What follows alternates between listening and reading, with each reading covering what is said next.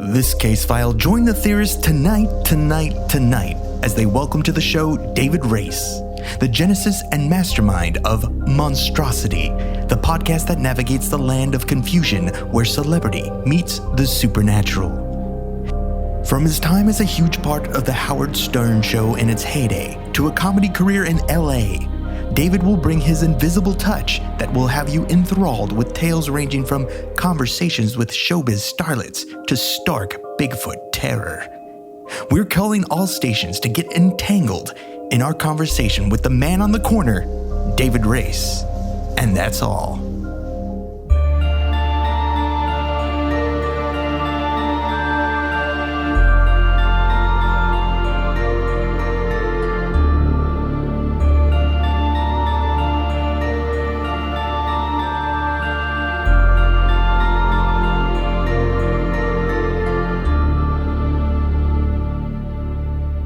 Welcome to Alien Theorists Theorizing Case File 317.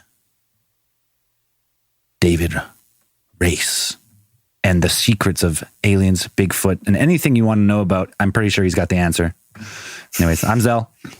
I'm Dan. And this week we're joined by David Race. And he's appeared on the Howard Stern Show, Jimmy Kimmel Live, Sirius XM comedy channels. He's a former cast member of the Stern Show in the late 80s. Late 80s. 90s, major rock DJ. When I was just out of high school. And that's awesome. Major rock DJ in New York and Philadelphia, current comedian, TV show creator, and a podcast host of the podcast called Monstrosity, based out of Los Angeles. David Race, welcome to the show. Hey, how you doing? How you guys doing? Good. Yeah, that Stern Show thing, it feels so long ago now because it really, really was a long time ago. I was 19 years old and just... as my grandmother used to say, you were thrown to the lions. I was just, right in there in the pit on the Howard Stern Show at 19. Yeah, one of the biggest radio personalities. Yeah, what a gig to get, right?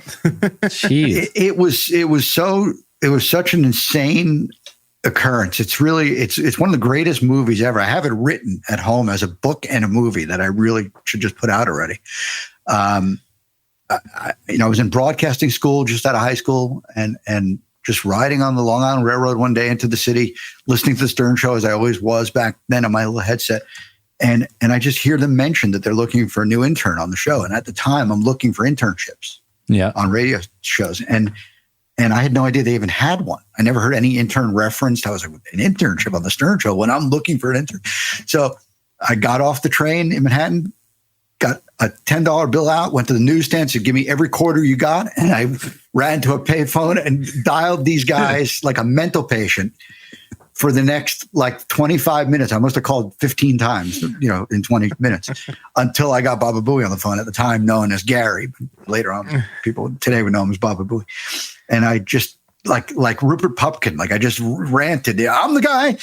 There's no one better for this thing. You need me. He just kind of relented and just went, can you come in at 10:30 tomorrow? Next thing I know, shut up. Yeah. The next thing you know, I'm being interviewed the next day at 10:30 by him and Fred.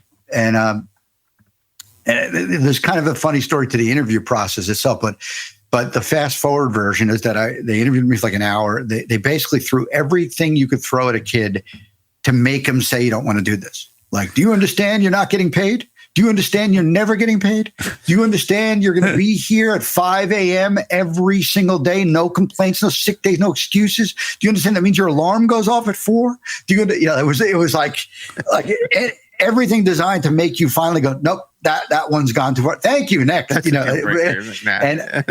I had every right answer, I guess. And then you just get the sickest phone call. Like a couple days later, it was like, all right, Dave, can you come back in? Howard wants to meet you. I was like, what? And then I came in, and he and I happen to have gone to the same high school, just many, many years apart. And I was just out of that high school. So I just walked in the room. Did he ask you about any? That's what he asked me. Yeah. As soon as I walked in the room, he just said, did you have Mr. Johnson? I hate that dick. Did you have Mr. It was that kind of thing. Yeah. And he kind of rattled off like 3 or 4 veteran teachers that I potentially had that he would remember. And then he just said something like, welcome aboard, and I just remember Gary freaking out at the welcome aboard because Gary had told me there's still a couple other guys in contention, and then we're down to the last 3. You're one of them.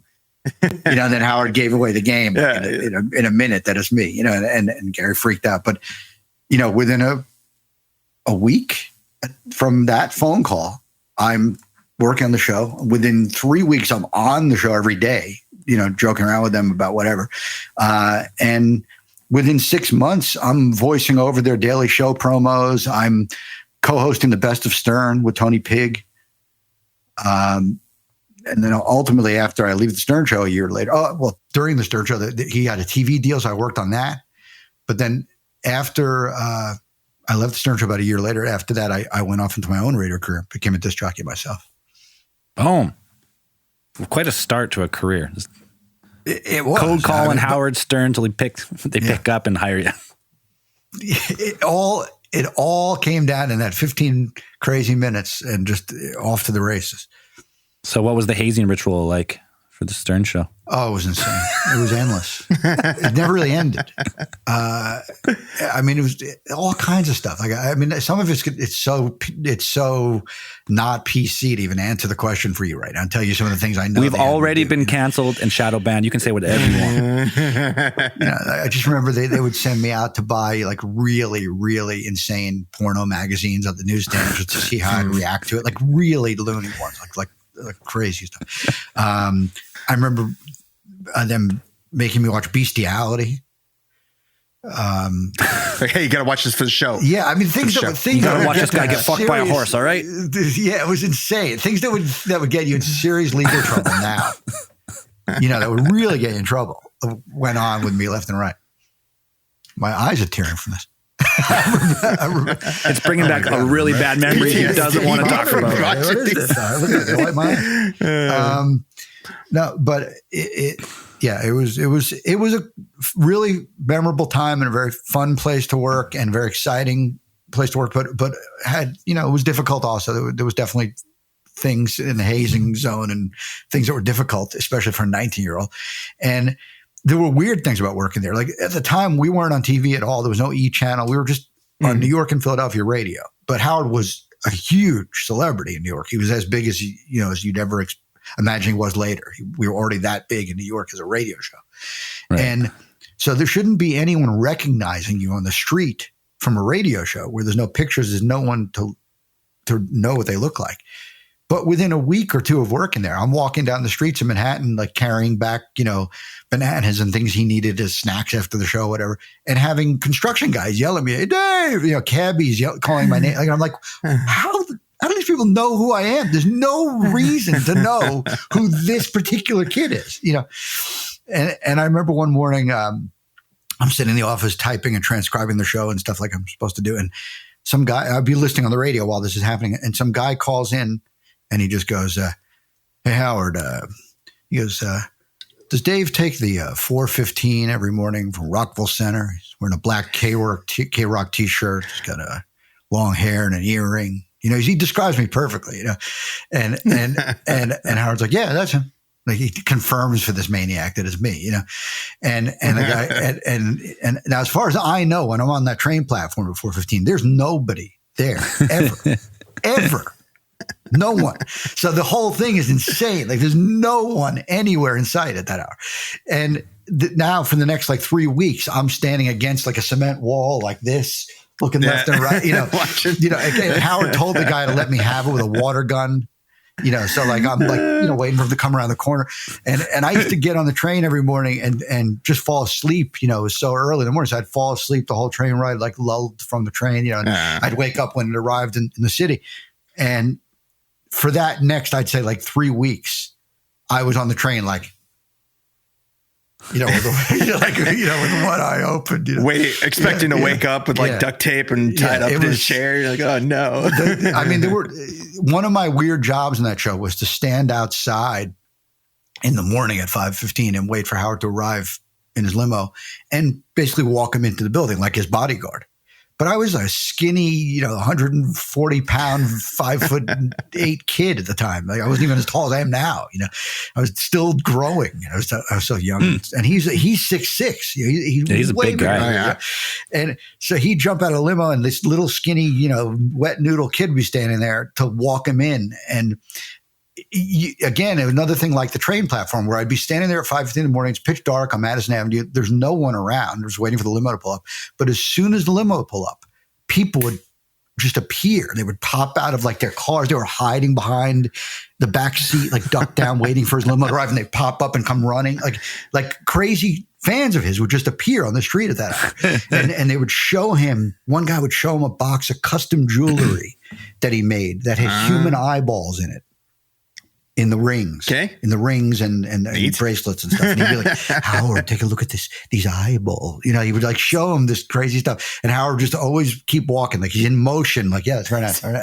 You know, and I remember him saying to me in the limo one morning, he goes, Dave, remember, if anyone starts shooting, it's much more important for me to be alive. So you take the bullets. You know? Yeah. it was like every day it was like, you know, I mean, I met a million celebrities on the show. It was a real experience. So now you've moved on. Now, is it your LA comedy scene now? I mean, you're just like, like amazing. Yeah. You know, the podcast was sort of born out of the backstage of the LA comedy scene because, you know, I've been doing stand-up now for a long time, and I did radio for years and years before that in New York, Philadelphia, and other parts of the country. I was disc jockey myself, not with Howard. And then after all that, I evolved into being a stand-up comedian, mostly in Philadelphia. I started doing that. Ultimately moved that job to Los Angeles. And then somewhere during the time I've been out here doing stand-up over the years, this thing, podcasting, developed. You know, and I'd be backstage all the time hearing comics talk about their podcasts, you know, and I had no real point of view early on what the hell that is. But all I knew was I was already a disc jockey for like a gazillion years. I'm not going to go do a radio show now from my house. Like I couldn't get my head around why would I do that? You know? I have to sit in traffic every day. It didn't make any sense to me. Like I was like, I already did that. I'm not going rooting. That may be like a novelty to these guys, but I've been there, you know? And, so I resisted it for ages. And then one day, I was at home, I think like in the shower where I get my best ideas. If I spend all day in the shower, I'm running the world. Right. And I was in the shower one day and this is like, you know, 2015 maybe. And it suddenly occurs to me that what if I do a comedian podcast, but I don't just do the David Race show like these guys are all doing, the John Stevens show. What if I don't do that? Mm-hmm. What if I hang this picture frame around it and the picture frame is Bigfoot? Since I'm really knowledgeable about that and I had my own experience and like I can talk about that. We're going to get passionately to that for sure. And knowledgeably, but it sounds funny coming out of my mouth partly because I'm so passionate about it. It sounds it's instinctively funny because the guy's so amped up about it, you know. So I thought, what if I hang that picture frame around and I call it Comedians Talking About Bigfoot? I'll throw a couple comedians in the room and they'll be skeptical. They're comedians, you know. I'll be the guy who means it. And we'll put like Matt Moneymaker or somebody on with us next episode, right. Bobo, next episode, whatever.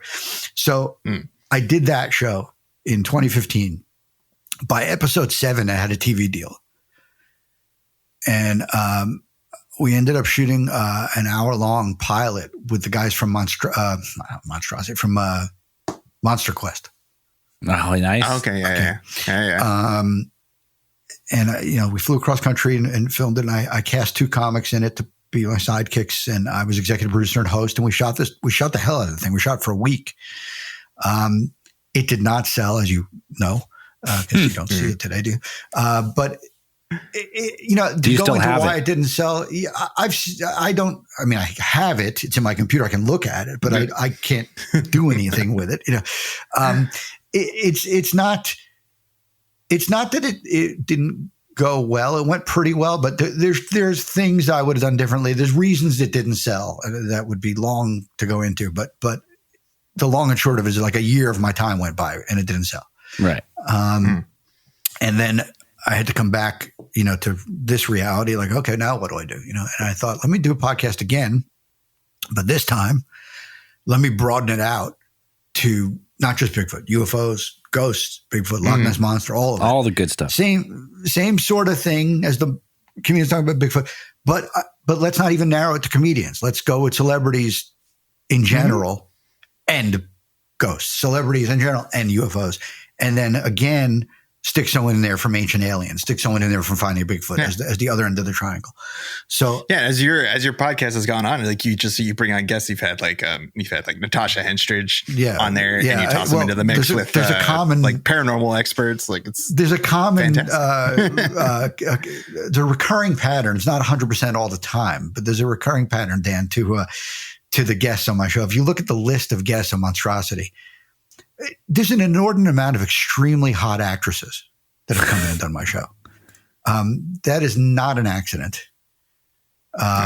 Partly smart. It's smart. I'm partly thinking, the audience would probably like that, but I'm also thinking this is a lot more interesting to me. When Natasha Henstridge walks in, this is a lot more fun. Yeah. I mean, Natasha, just off the top of my head, and I'm going to leave people out, but Natasha Henstridge is coming and done my show. Daisy Duke, Catherine Bach is coming and done my show. Lonnie Anderson is coming and done my show. Wait, so Chris Kelly, you bring in these actresses? Do you got like a podcast studio under your stairs? And you're like, come on in. No, come on in. No. If I had them coming to my house, none of them would be showing. There's a studio that I use like 10 minutes from my house. Nice. That I record it. And Kristanna Loken, who was TX in Terminator 3, she's come in. That's right. Yeah. Kelly Hu from Scorpion King came in. The list is endless if you look at the list of people who've been on my show. How do you get these people to come in? Because we need to find out, because we've been trying. Well, the first advantage I have over most podcasts is that I'm in Los Angeles. This is true.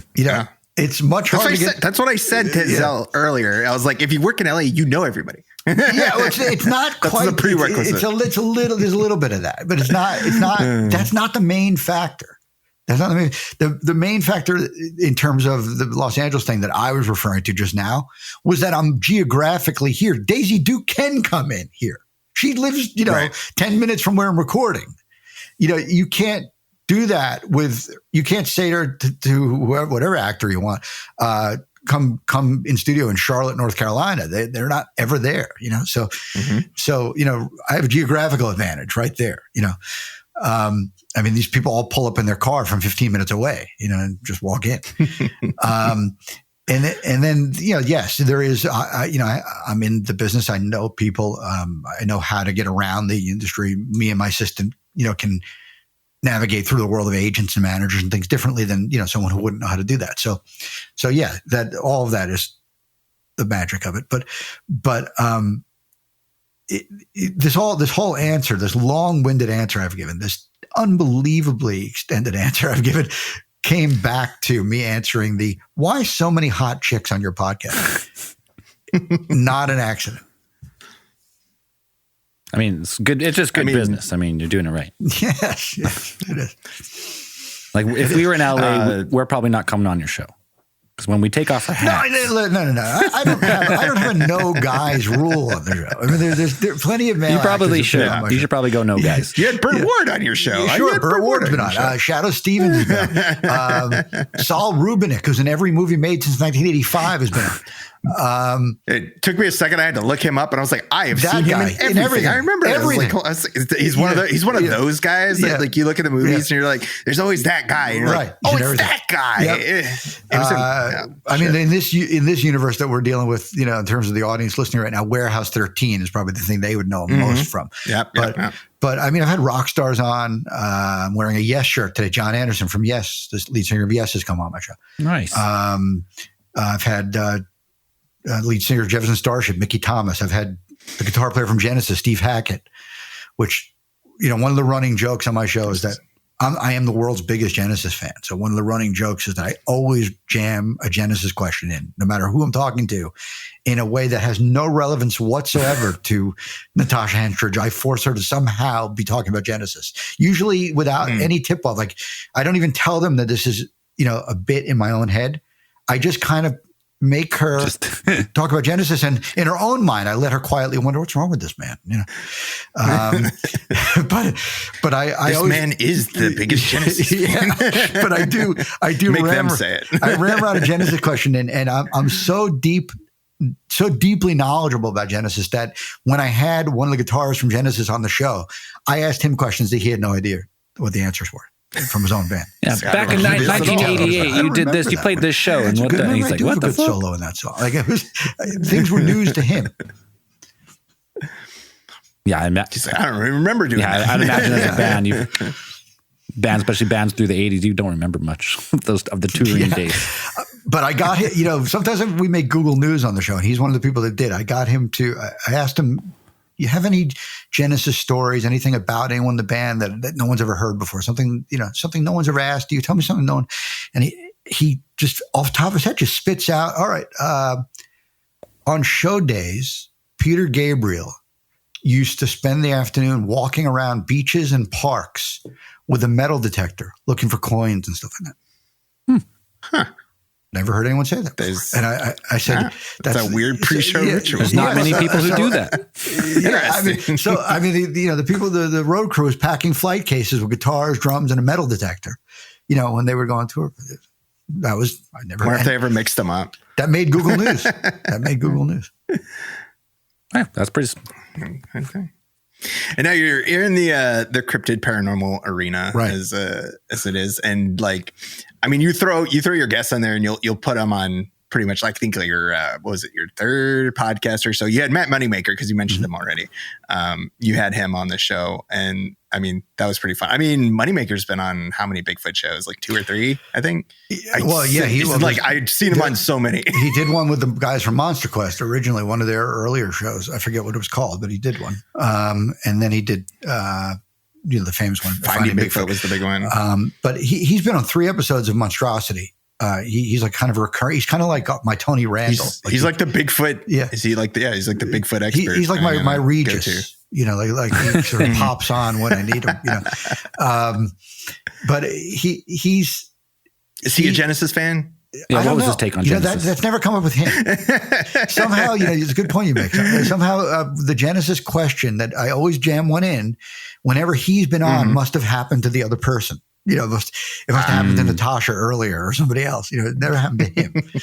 But he is the most knowledgeable and passionate Bigfoot guy I've ever seen. I'm a big believer that one of the ways to really hook an audience into something, whatever it is, I don't care what thing you're doing, you're just doing a show about carpentry, whatever it is legitimate, authentic, real passion for the subject. If you're passionate and enthusiastic legitimately about what you're saying, it's contagious to people. People are engaged and interested in someone who is passionate and enthusiastic. I'll give you a great real life example. Well, people can feel it, right? And people can feel that energy. It hooks you in as a viewer or a listener. You really will be interested in that person. I'll give you a real example not from our world, our cryptid stuff, not from that, just something totally separate from that. But both of you guys are going to go, yeah, that's a great example of this. Steve Irwin, the crocodile hunter, made you watch every freaking week, whether or not he's catching a crocodile or whatever thing he was hunting for. You were interested because he was so engaging. He was that guy was my legit childhood hero. Right, I was like grade 8, 9, 10 when that show was like popping, and I fucking loved that show. But his passion, his enthusiasm is the hook. Yeah, definitely. He was so revved up, and he could cause an otherwise indifferent person to be like, all right, I'll keep watching this guy with the crocodile. Like that's what authentic passion can do. Moneymaker's that of Bigfoot. He's the real thing. Ever since Steve Irwin, I have an absolute vendetta against stingrays now, though. An absolute vendetta. Like, I hate them with a passion. All of them. Yeah, I was never a fan of stingrays to begin with. But they fucking got him though. The 70s bison. Bastards. But Matt Moneymaker is. I've told him this on the air and off the air that he's the most real thing in the world of Bigfoot. He's the. I think he definitely gold standard. He seems like the more energized. Like usually when you see him, I think it's just the way he talks, and it's just like he's for real. He means it. He's this knowledgeable, like the most knowledgeable. He's the way he's authoritative. Like when he talks about it, like he knows what he's talking about. Shit. Yep. You don't get that from. I'm not going to name names, but there are other shows that you guys have seen that I've seen that you can name them. You don't get that from the person. I'm trying not to. But, you don't get that from the person. You don't take that from the people on the show. There's something more casting about it that hits you that way. And moneymakers for real. Yeah, we met in person. Remember, we met Bob Giblin. Giblin. We met him, shook his hand, looked right in his eye.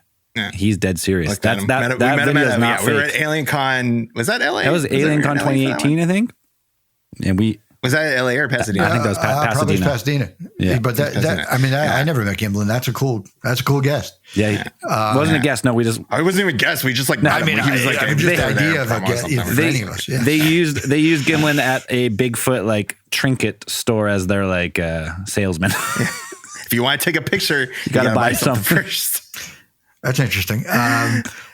But the first time I had Matt on the podcast, I'd already had Bobo on the old show. The comedian's talking about Bigfoot. Bobo's on episode 7 of that. But Matt did Monstrosity. He had never done the old show. And the first time I had him on Monstrosity, we got to talking off the air, I think. And next thing I know, I was on the phone with him quite a bit, over that next week.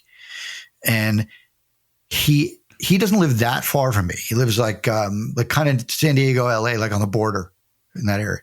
And he calls me up and he says, "Hey, why don't you come down? It's only a couple hours drive. Join me. We'll get in my SUV.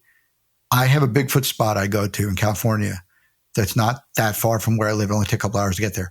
That I hit the jackpot every time I go. Because I have a close call every time. I get calls. I get, I nearly get something on film every time. He was like, this is a no miss location, a private location that he goes to that he loves. And he's like, why don't you come down? We'll go tomorrow night. It was going to be a Friday night. And we'll just sit there all night. I guarantee you're going to see something. Guaranteed. And, this is where I'm different than you guys, because all of us are authentic and interested and knowledgeable about it. But both of you guys would have gotten in the car and went. Yes. I locked myself in my house and changed my phone number.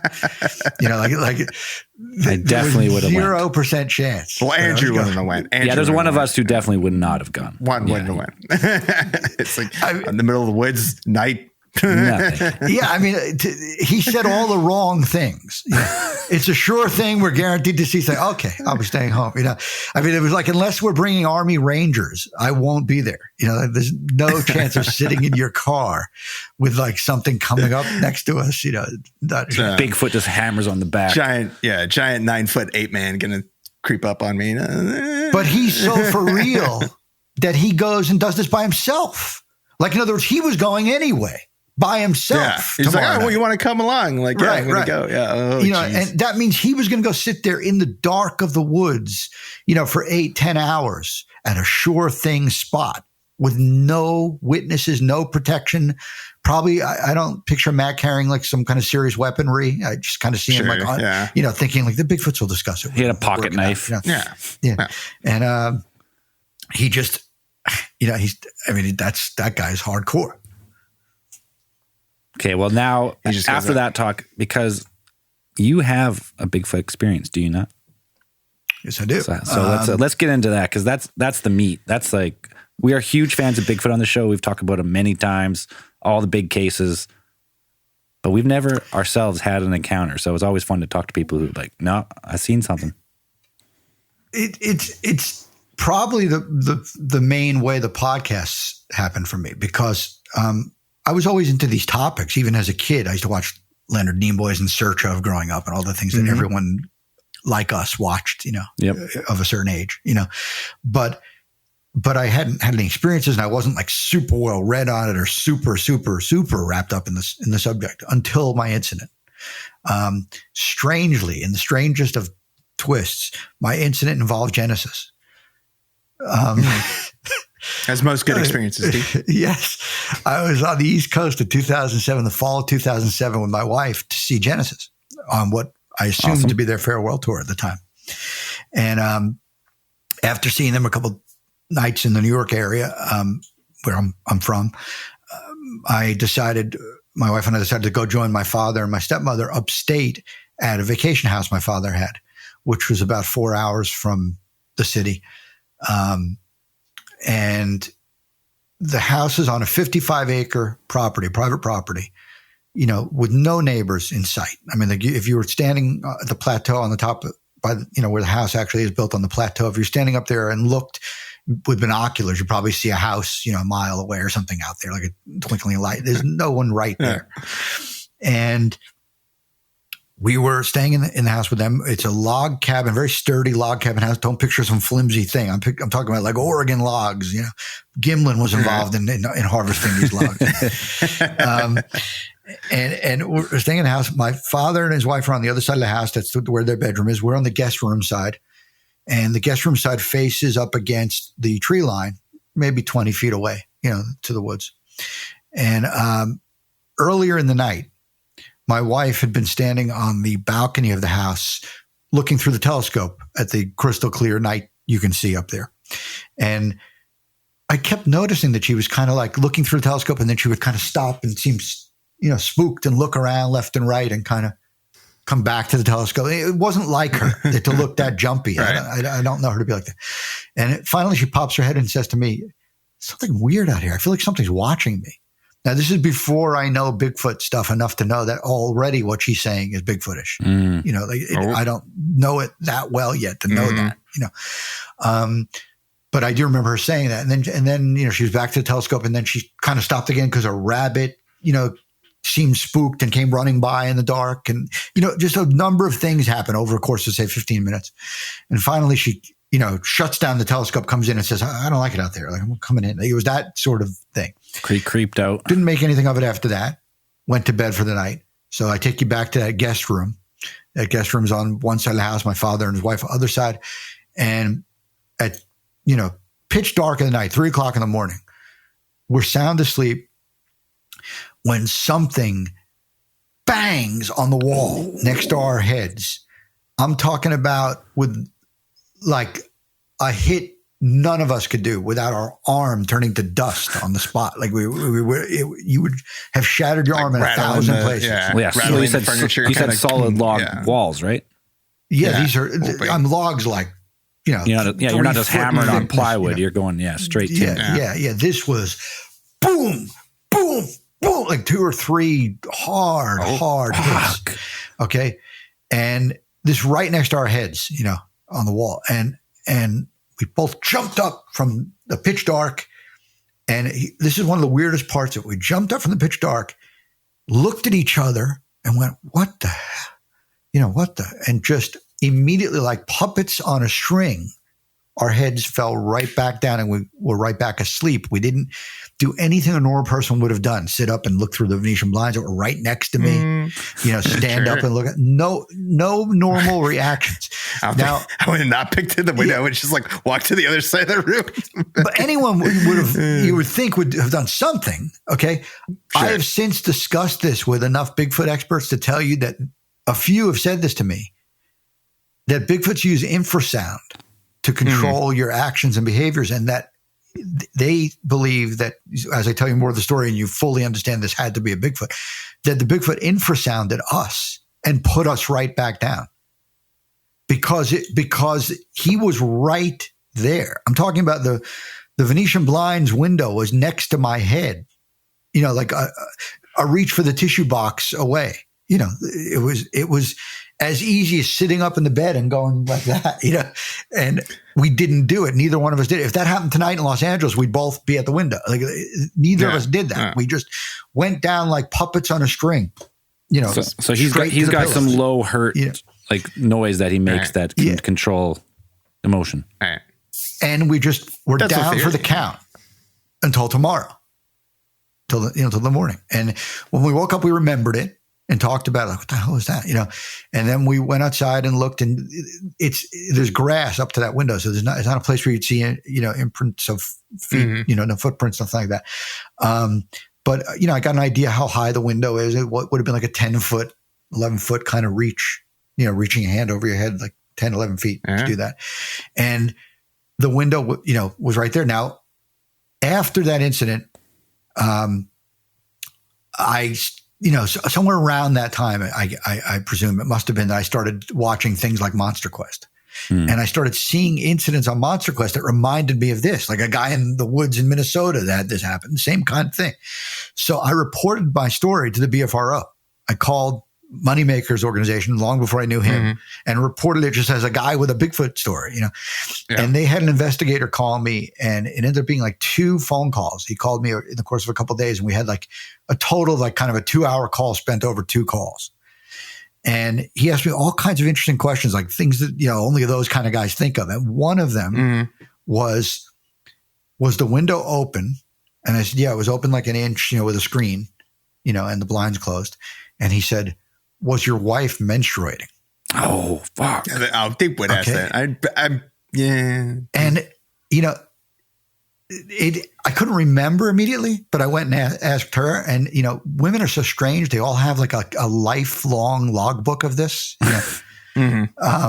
So she did confirm, yes. Yeah, she knew. Okay. And I went back. I had to call a guy back and go, yes, she was menstruating. I had to call some stranger back and yes, my wife was menstruating. And he goes, I think you had a male Bigfoot at the window.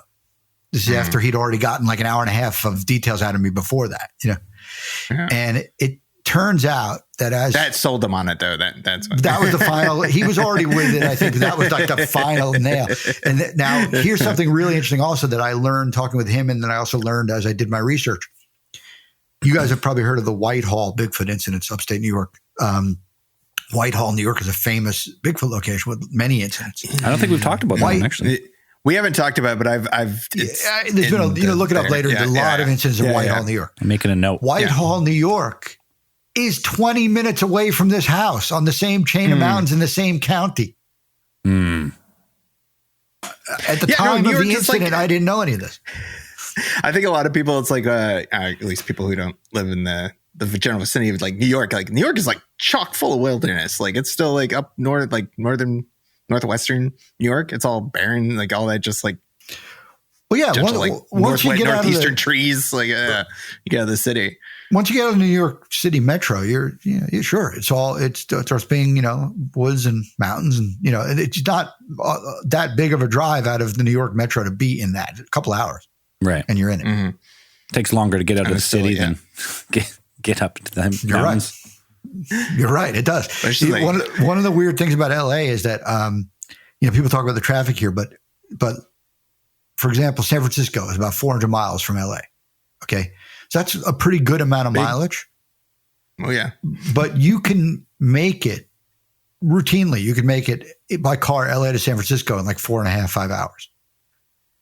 If you tried to drive out of New York City 400 miles, you would not be where you were going in 4.5, 5 hours because it takes so long to leave the New York metro space that, like Buffalo, I'd have to look it up, but Buffalo is probably like some similar amount of miles from New York. But Buffalo is like a 7 or 8 hour drive, not a 4.5 hour drive.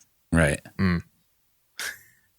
Was gonna get through mountains and stuff like that. It was just like, I don't like getting through there. But yeah, I know it's in New York and any of those northeastern states, like Bigfoot sightings there are pretty normal. I know the Whitehall one has been mentioned at some point. Like I think I was looking them up for part of something that we were researching, but I think I pulled those up. But you have a couple go back, and some of those you have towns being terrorized by certain cryptid creatures, or Yeah, Whitehall is one of those towns, and it's only about a half hour from the house where this incident happened. Now, my father's an ex-cop, and when I asked him, as I got more versed on this, and I asked him, "You ever see anything weird up at the house?" Like I was looking for what else he can add to my story that maybe I don't know. Some things he's seen I can throw into the mix of like evidence from that house. And he just had a flip kind of response, like, "I don't know, nothing." And then before you know it, he's adding things that actually were valuable. Like he's like, a couple of times we found a dead deer with his back leg broken, just kind of laying on the side of the road up that, the rock road that heads up the house in the private driveway. I'm like, what?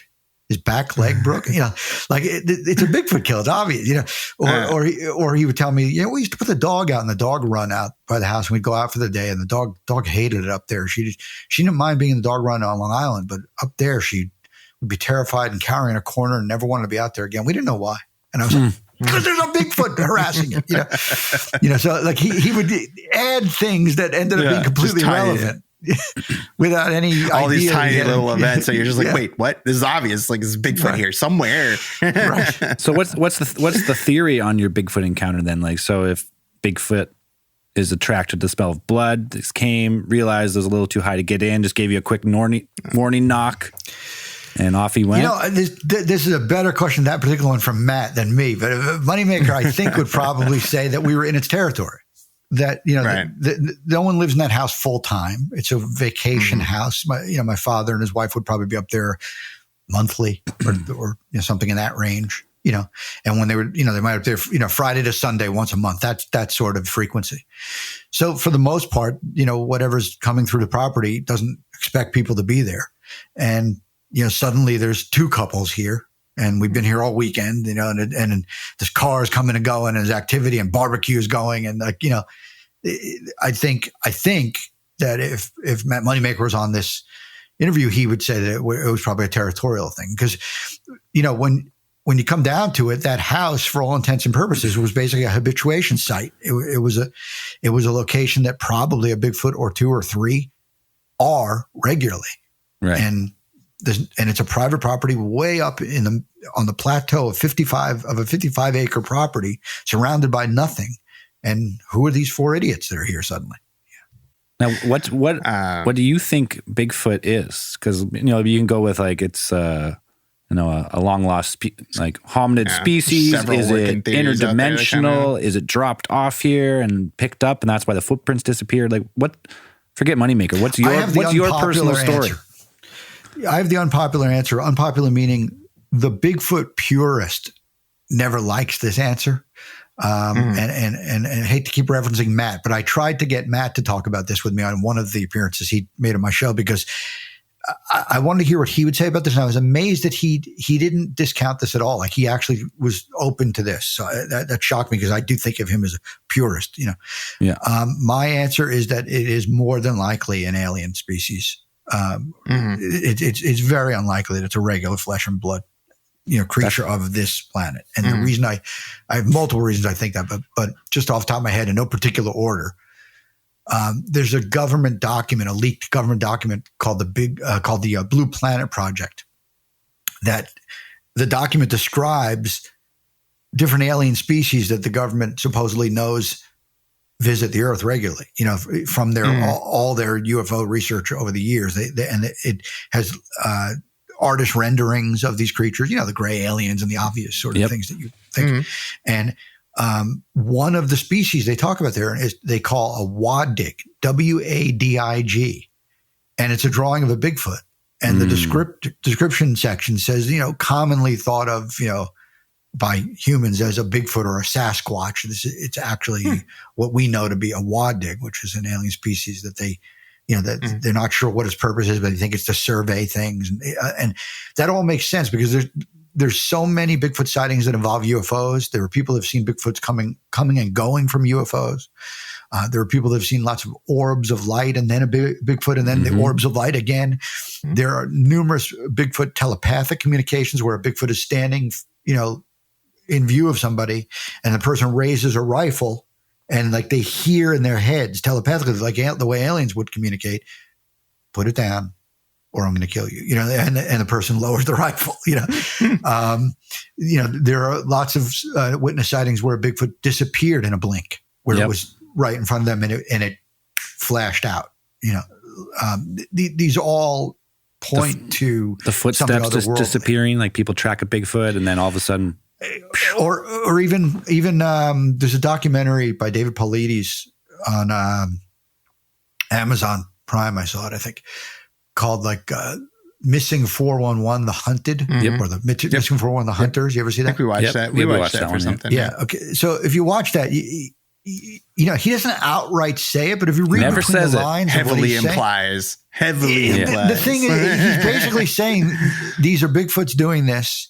And then the next leap he's making for you, I'm not even sure he realizes this because he's kind of a purist guy, but the next leap he's sort of making for you is these are Bigfoots doing this and they don't seem to be of this earth. And the way I take that second piece in there that he doesn't necessarily get as direct about, but I think he's inadvertently saying that, is in the documentary, there are incidents like guy disappears from point A and a search party's looking for this guy for 6 months. They don't find a trace of him.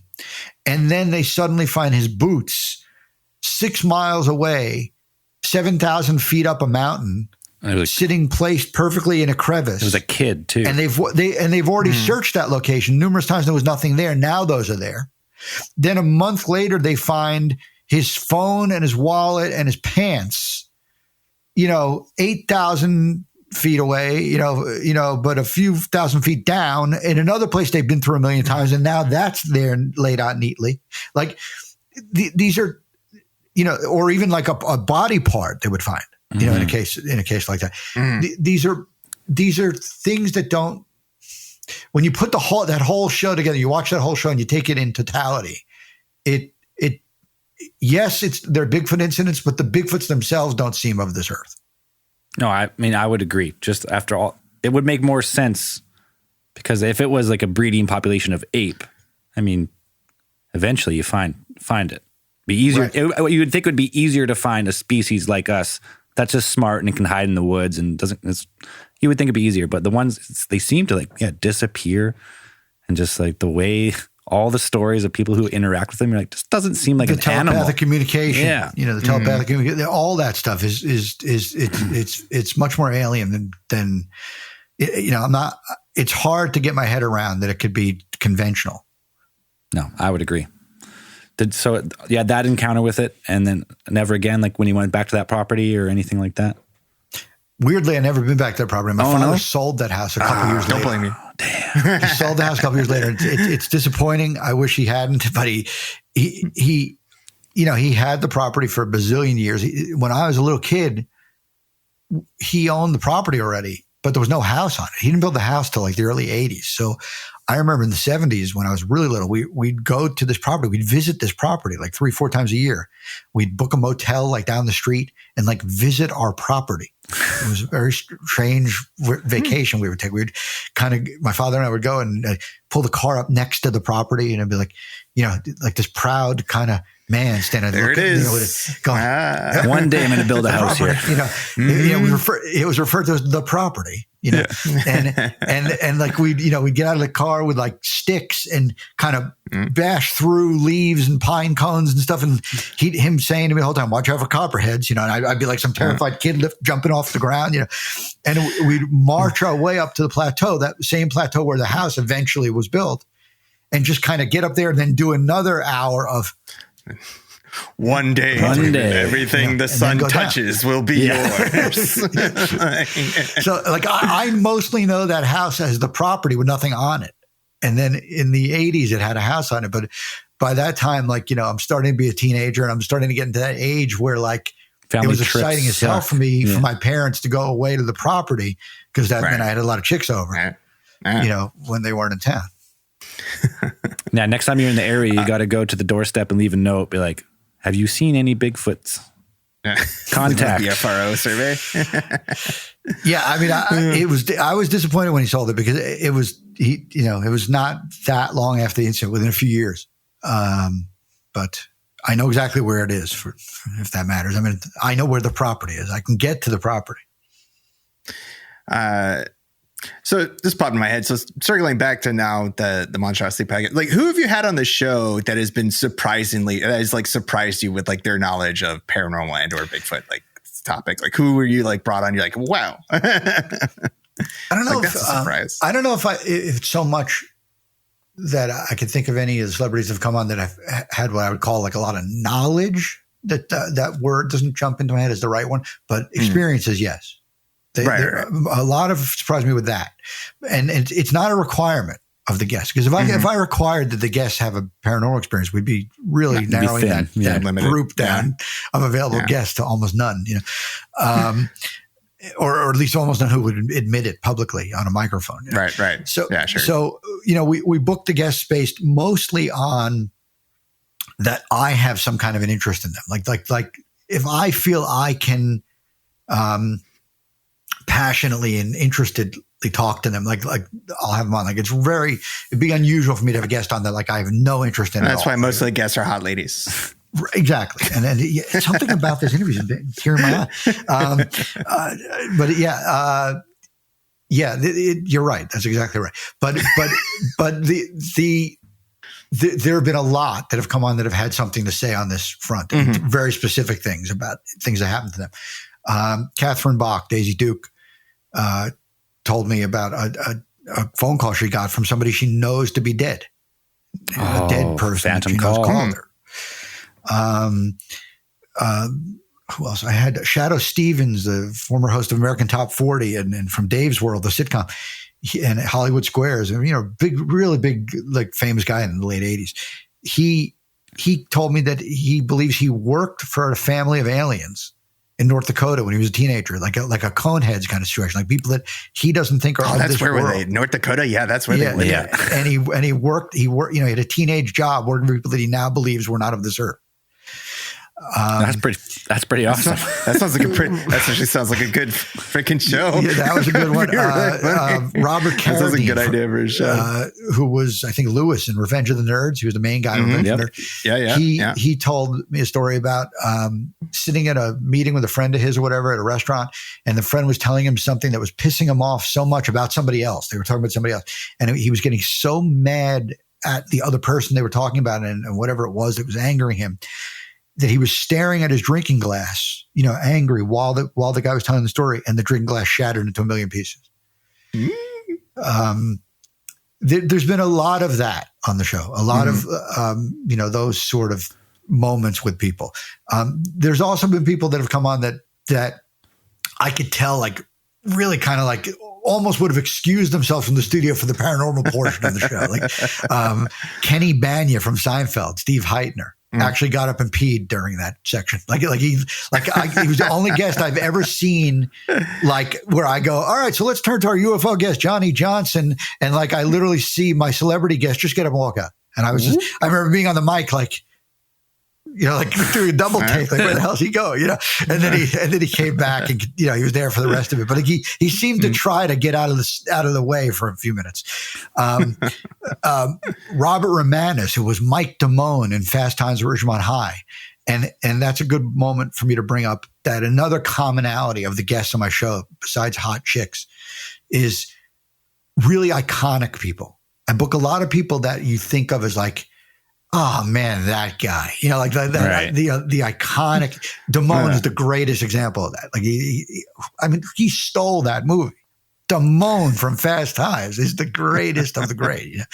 And I had him on, and he was an example of somebody that, like, I could tell had no interest in the paranormal portion. Like when I said to him, all right, we're going to talk now to, John Stevens, UFO expert. He just kind of like sat back in his chair with his tea, like, all right, then. He kind of like leaned off mic and like let me handle it. So there are certain people that have done that, but we don't pre-interview. I don't know what they're going to hit me with. I take a lot of pride in the kind of questions I ask the celebrities on my show and the paranormal people. In terms of the depth of the interview. Like the paranormal interviews on my show are really deep. Like I'll get a guy like Bill Burns from Ancient Aliens or Moneymaker or whatever, and I'll go really, it's a deep dive UFO interview. It's a deep dive Loch Ness Monster discussion, and like it's every bit as serious as Art Bell or anything like that. This is stuff I'm interested in, like Crocodile Hunter passionate, and then the celebrity guest, when I'm talking to them about their life, their career, I take a lot of pride in that I'm very good at coming up with like interesting things to talk to them about that you haven't heard them talk about before. Getting weird things. Like I had Jodie Sweetin on from Full House. From Full House. And she's America's sweetheart, beautiful little blonde girl. I had her discussing, in depth whether or not she'd have sex with a Bigfoot. I mean, what was the answer? Probably ended on my show.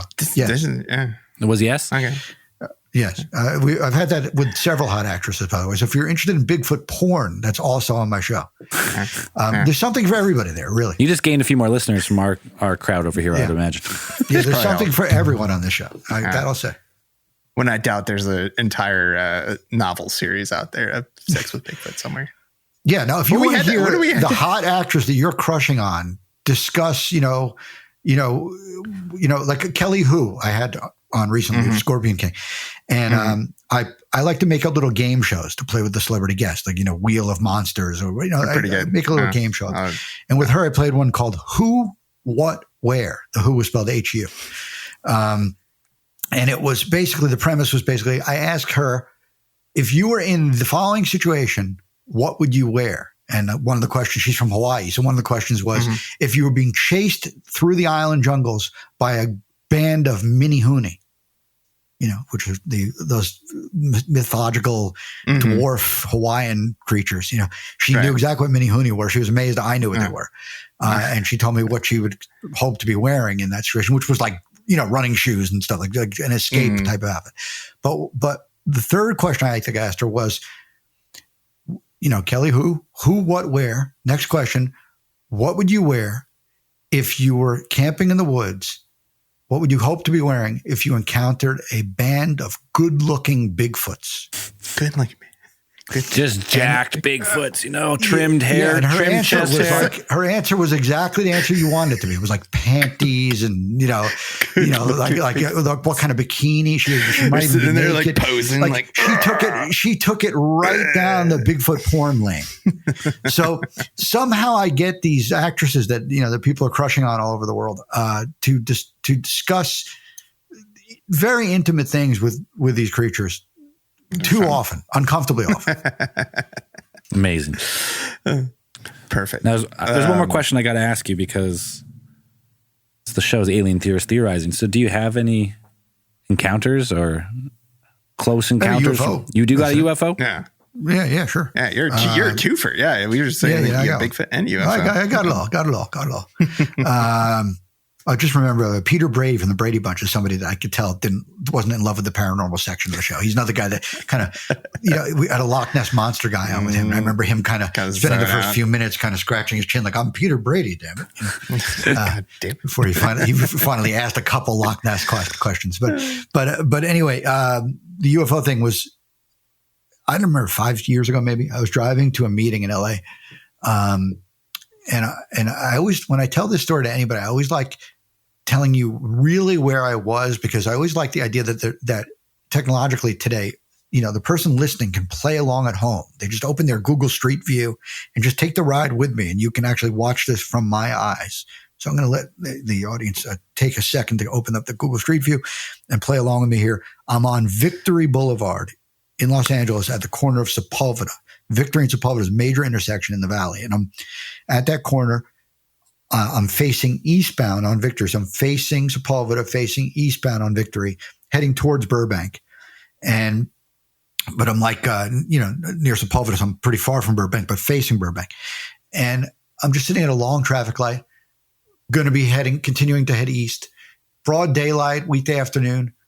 And I just noticed in the sky, what seems like in the distance, like I mentioned Burbank for a reason, because it seems like it was about out that far away from me, like another 10 miles in front of me to my eye. Little twinkling silver objects that are moving past each other, like a half dozen of them kind of changing position. One would move to the right and then another one move underneath it. And then those two would both zig to the left and another one come up. Like, they weren't doing things balloons would do. They weren't just going in one direction only. They were changing positions from each other and vacillating around each other, about 6 of them. And again, if they were relatively large objects, then they were very, very high up. If they were smaller objects, then they were lower than I think, but my impression emotionally was that they were larger objects very high up, like higher than a plane would be what I perceived myself to be looking at it. That's what I felt it was. And I'm just watching this for a few minutes during the traffic light sequence. And then I decide this is so weird that I got to pull over and keep watching this. So I made a right turn and turned on to Sepulveda for the guy playing along at home. I make the right turn there at Victory. I turn on to Sepulveda. I drive a block or two and there's like a house paint store there, like Dunn's Paints or something, where they sell like paint to paint your house, Yep. And I parked the car in their parking lot facing east. So I could just sit not in traffic, but still just watch east. And I'm still watching this go on for the 5 minutes. I call my wife. I tell her what I'm seeing. And then I realize like, I got to get going. I'm going to be late for this meeting I'm heading to. So I decided I'm still going to be heading east anyway. I'm probably not going to lose it. Just keep watching as I go east. But once I continued east, I don't know if all the palm trees getting my eye line or whatever, I lost it. I don't know. You think you're going east and maybe you're going like southeast. You don't know quite, how the street is really angled. So, seems like within a few blocks, I no longer could, keep eyes on it. But when I got home, I decided to type into YouTube search terms that fit like what I saw today, not necessarily expecting to see that someone had posted what I was watching today, but rather like, would I see anything like it, from some other time, some other place? And to my amazement, there were numerous UFO videos from like around the world that were basically exactly what I had seen that afternoon. Cool. Interesting. And so, I mean, it could have been thinking. No, Dan, with aliens, some type of alien or alien hybrid craft. There's no logical explanation needed. Listen, possibly of my two stories, I think my Bigfoot one is the surer thing. Yeah, but I will say pretty assertively that as an alien theorist theorizing, that was probably also the real thing. I mean, I can't quite imagine what else that was that I saw that day. I mean, it's a UFO for sure. Like, I mean, we don't know what it was. Yeah, well, definitely an unidentified something in the sky. Yes. So if we're going to just go by unidentified, definitely. At base level, I mean, yeah. But what it was doing and where they were, what they were doing, it wasn't anything I think of as normal airplane stuff. No, or balloons. Of course not. Yeah. Now, what on the subject? What do you think? Are we being visited, or have been visited, or have we been hybridized? What do you think? 100% to all of it. All of it. All of the above? All of the above. 100%. There's way, way, way too much evidence. Way too many stories. Way too many. Just watching the new documentary on Netflix a couple of days ago, the Pascagoula incident. 2 guys in the fishing boat. Yeah, we talked about that one. Yeah. Aluminum foil aliens. There's way too many of these guys. There's way too much stuff. What do you think about? Now this is something that I've observed through like our career being in this arena.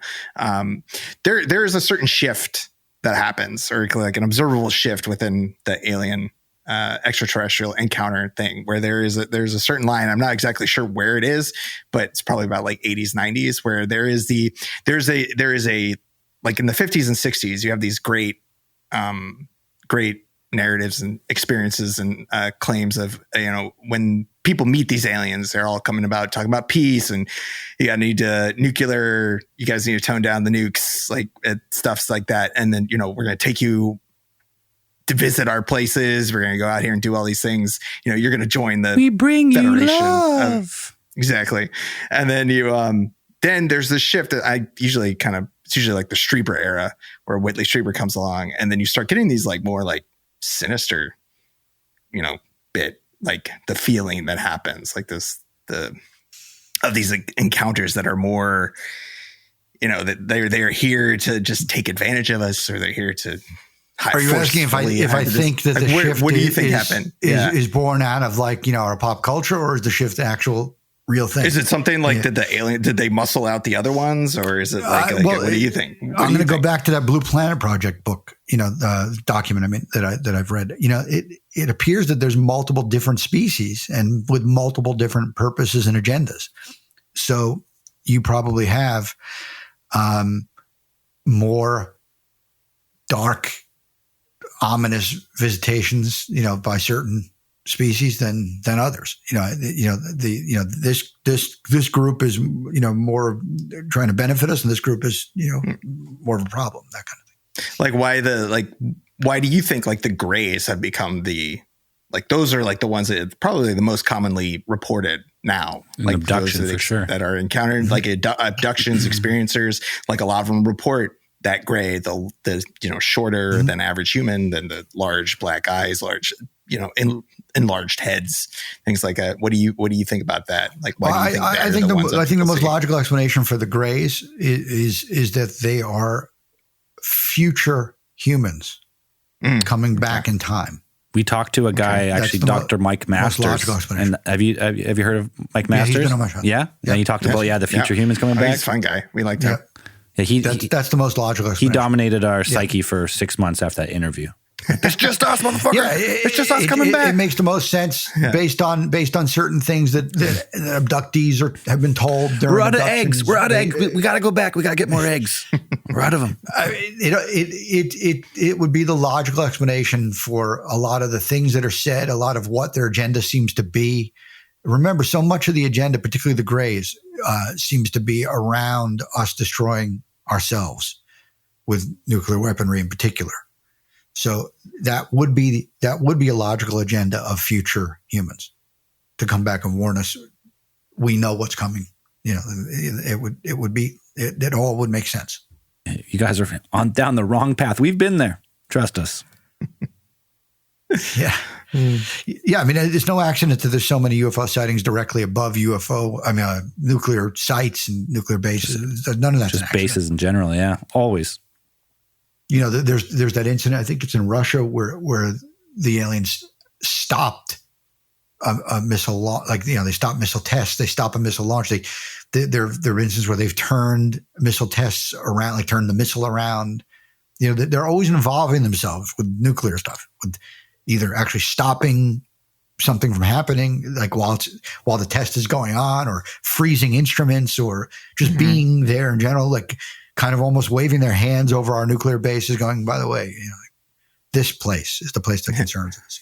Yeah. Well, I mean, it makes sense. Like, because if you go back, World War II, massive devastation, then the bomb, and then like ET sightings really, like UFO sightings really start to take off. You had like the Foo Fighters in World War II kind of pre-bomb, and then after that, it was just like constant.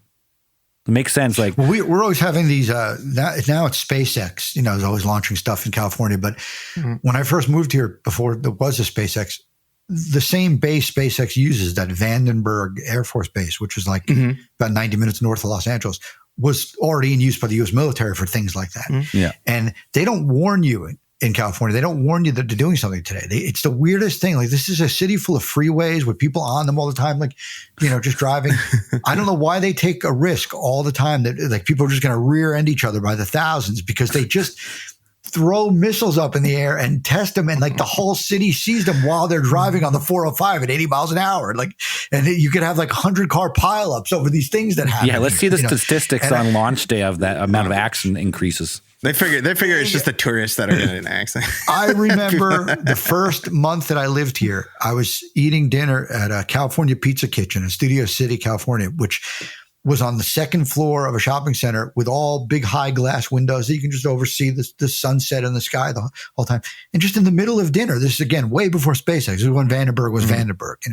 Just in the middle of dinner, you just saw some weird bolt, fly up into the sky to an insane height at a crazy speed with a weird like vapor trail, and it's multiple colors in the sky, like every color of the rainbow is happening, and then it made contact with another thing in the sky, and like there was like an explosion, like at a very high height, like an insane height. And you watched all this over a slice of pizza, at a California Pizza Kitchen out like 14-foot glass windows. Dinner and a show. Yeah, I remember choking my meal out. Like, what the hell? I just moved here. I didn't know what the hell just happened. I thought like the world is ending right now during my dinner, And then everybody was looking at you and they were just like tourists. Yeah. Yeah. Because you watch the news that night here and they're just like, yeah, you might have noticed the missile launch tonight at about 7:15. Yeah, I noticed it. The thing that I thought was the end of the world, that thing. Yeah.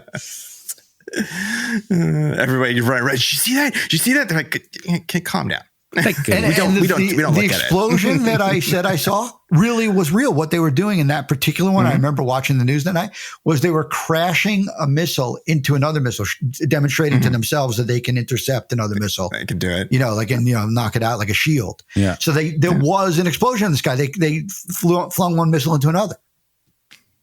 This is over a slice of pepperoni pizza. This is what you're watching, Did they do the old weather balloon for a few days after that, and then they come back like actually? No, the LA local news just actually does, say quickly early on in the newscast, hey, you might have seen a big missile test this afternoon. Yeah, that's right, there was a missile test, Johnny. Well, it's like, shut up, you idiot! It's like tell me the day before that tomorrow night while you're eating dinner, you might see what looks like the world blowing up, but it's just we're doing. It's no big deal.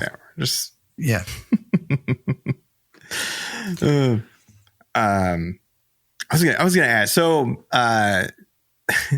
what's your because I just recently came across this one TV show that came out either last year, UFO Cowboys.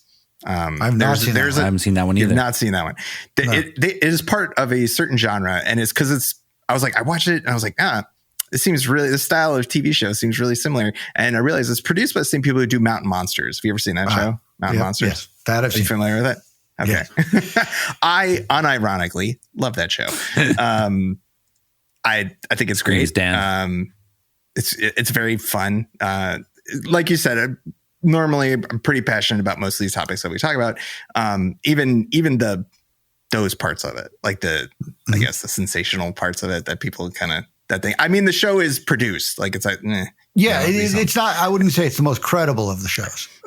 No, but it's certainly a lot of fun. I watch it and I just like I'm like, this is real goofy. Yeah, I get it's definitely a fun show, and it's been on a long time, so it's not an accident. And someone else agrees with you, definityou. Yeah, so I'm like, but they did another one called UFO Cowboys. It's just interesting. It's like, but what are you? I know you mentioned before, In Search Of with Leonard Nimoy. Like, what are your like top shows that you've watched? Well, that one growing up, I loved that, and that one scared the hell out of me. And it's a weird thing. The thing that scared me about that show the most, I don't know if people remember. To me, this was the scariest part. They had really scary, creepy music beds and backgrounds on that show. During the narration and stuff, they always had just the weirdest, creepiest, music playing underneath his narration. So the combination of his straight delivery and the creepy narration, and that was the 70s they made those. Those are shot on film. They just look scary. And so as a 10-year-old, I would, be terrified by that show. Of course, I love Finding Bigfoot. I loved Monster Quest. I do watch Expedition Bigfoot. I don't find it to be as no one has the authenticity that Moneymaker has. Let's put it that way.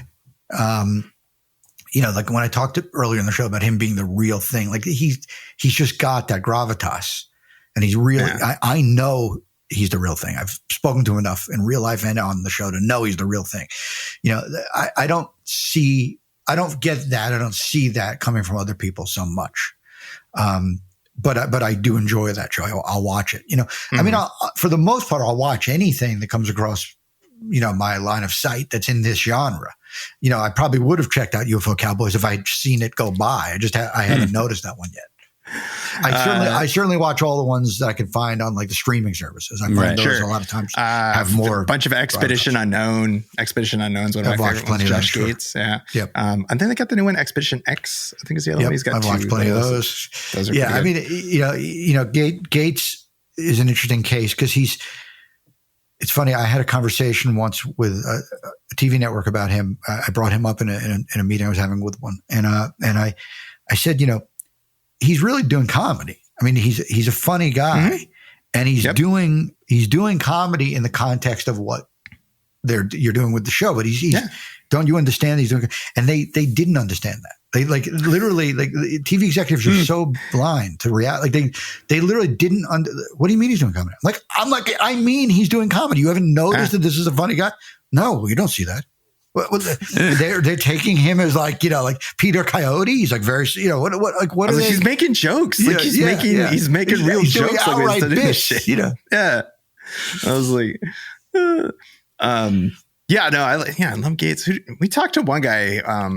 Was it when they pulled us into LA where some guy set up a meeting with us to talk about possible TV it was stuff. the studio that did like Dr. Pimple Popper and all those crazy reality shows. I can't remember what the dude's name was, but I thought they had something to do with Monster Quest too. I can't remember that they mentioned.